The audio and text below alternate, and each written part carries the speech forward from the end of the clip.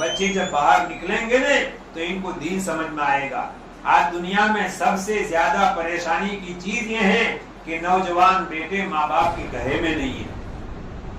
जिसको पूछो माँ बाप एक ही शिकायत करते हैं, मौला साहब छोकरो मानतो ज નથી, અમારા કયાનો જ નથી, એની ડિમાન્ડ એટલી બધી છે કે એટલો તો અમારો પનો નથી, હવે એની ડિમાન્ડ કઈથી પૂરી કરીએ।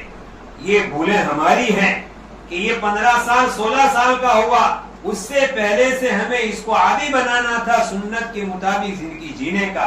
सादा मिजाज, सादा लिबास, सादा खाना, अच्छे लोगों की बैठक, और 16 साल की उम्र हो जावे इसके हर महीने 2 महीने, और अगर स्कूल करता है कॉलेज करता है तो वीकेंड के 2 दिन लगवाओ, महीने में 2 दिन इसके शनिचर इतवार लगे।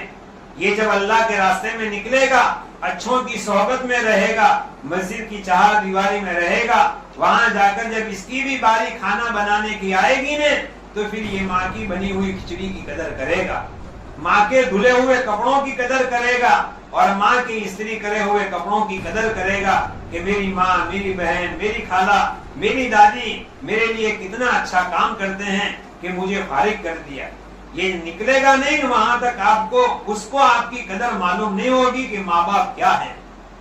लेकिन लोग एक नो एक छे मौला साहब, एक नो एक ज छे, फिर आदमी पछताता है। अब एक का एक सर का दर्द बन गया, और इतना सर का दर्द बना है कि न कहा जाए न सहा जाए।